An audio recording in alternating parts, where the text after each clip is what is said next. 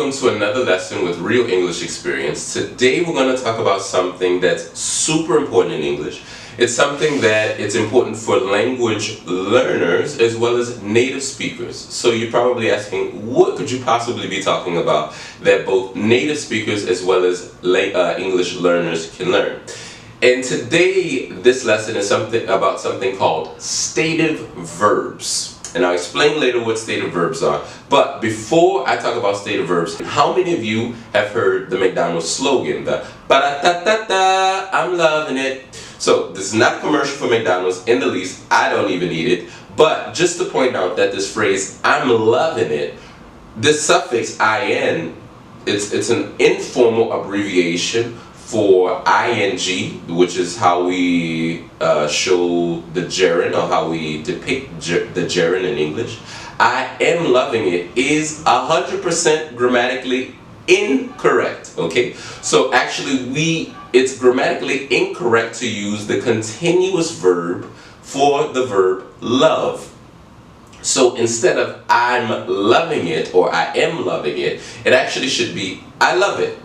So this is a mistake that even native speakers make. So certain verbs in English, such as the verb to love, can never be used in the continuous form. And that means the present continuous, the past continuous, or the future continuous. This also means the compound continuous forms of verbs as well. So for example, the present perfect continuous, the past perfect continuous, or the future perfect continuous. So these verbs cannot be used grammatically. Informal English is a little bit of a different, we have different rules, and a lot of native speakers use the continuous form of these verbs informally, but formally, or formal English, it's incorrect. So today I wanted to talk about verbs in general, because verbs can be classified as many different things, right? We can classify them as auxiliary verbs or main verbs. We can classify them as regular verbs or irregular verbs. But the category that we're going to talk about today is stative verbs and dynamic verbs. And for those of you who may or may not know what these two categories are, I'm going to simplify them for you. So a dynamic verb is a verb of action. So verbs such as run, to cook, to hike. These are things that we do, right? So these are action verbs, therefore we call them dynamic verbs, okay? The next category is called stative verbs. And stative verbs, similar to its root, is about states. They talk about states or conditions. So these are verbs that talk about our emotions, our feelings, or states of being. And these are the verbs that we're going to talk about today. These are the verbs, remember, that we cannot use in any form of the continuous. So that means, again, the present, past, or future continuous, or the present perfect continuous, past perfect continuous, or the future perfect continuous. Okay? This is the general rule. The dynamic verbs, which we can talk about in another lesson, you can use all of the verb conjugations that's related, that we have in English to conjugate dynamic verbs. Okay? So, today I wanted to give you a list of categories of these stative verbs, so to understand how we use them, and to also put into your long-term memory to remember for future occasions when you need to talk to someone, is this a stative verb or is this a dynamic verb? But remember, the rule is always when you're talking about a condition, okay? So the stative verbs are broken up into 4 categories. The first category is thoughts and opinions, and I'm going to put a list of all of these verbs here on the whiteboard if I don't mention all of them, okay? So these verbs are verbs such as agree, believe, doubt, remember, suggest, consider. All of these verbs are verbs of thoughts and opinions, right? So we would say something, I agree with you, and not necessarily, and we wouldn't say I am agreeing with you. Okay, so we can see a little bit of that difference. The next thing the next category would be feelings and emotions. Okay, so verbs such as dislike, like, love, hate, want, need. These verbs express feelings, right? And these verbs we only use as well in the simple forms or in the perfect forms. Okay? The third category is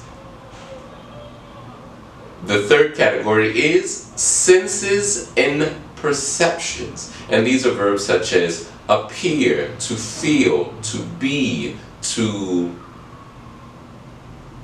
hear, to look, to see. These verbs are stative verbs as well. And the fourth category is possession and measurement. And these are verbs such as to have, own, possess, to measure. So all of these verbs that I just mentioned now are stative verbs, and remember our rule that they can never be used in the continuous verb conjugations. If this video seems a little bit repetitive, it's actually on purpose in order for people to kind of assimilate the idea that we cannot use these verbs in the continuous, okay? So, something in this video that I would really encourage people to do is, along with listening to me in the video, I also encourage people who are beginning to learn English, or even people that want to improve their pronunciation, to repeat after me after the video. So all of these verbs that I just mentioned, it's super important to repeat these verbs, because remember that English is about communication, right? It's about speaking and being understood. It's a tag team action, right? It's something that requires two people. So it's not just about listening to the video, but it's also about having good pronunciation and conveying your ideas. So given that, what I wanted to do as well is I constructed two narratives of two different characters using only stative verbs to show you how to use them correctly in English. And I would encourage you afterwards to create your own sentences using stative verbs, and you can put them in the comments below, because I want to hear from you. How do you use these stative verbs? How would you use them in your everyday life? So I wrote two narratives here about two different characters using only stative verbs, and I want you to listen to these narratives, listen to how I use the verbs, and listen to which verb conjugations I used. Okay? So the first one is, Carlos believes in human nature. He considers himself an optimist, but recently he doubts his own beliefs with the increase in the alt-right. He imagined that the world would be better, but recognizes that it is a process. Okay? So listen to that narrative carefully and see how the verbs are used. Kevin is crazy. He dislikes Italian food, but loves lasagna. He wants to travel, but hates planes. Kevin likes social media like Facebook, but he wishes people would stop using it. So you can see in these two examples, these are two ways that these are two different types of scenarios of how to use these stative verbs.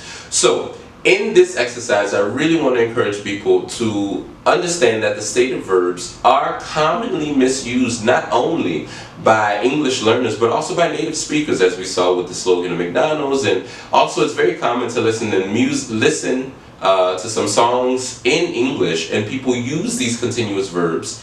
Native speakers, we use the continuous form of the verb for stative verbs, but just know that if you're writing or if you're sending an email or doing something a little bit more formal, you wouldn't use it. But if you use it in English, it's not a huge mistake. It's grammatically incorrect, but it is a grammatically incorrect mistake that native speakers commit all the time.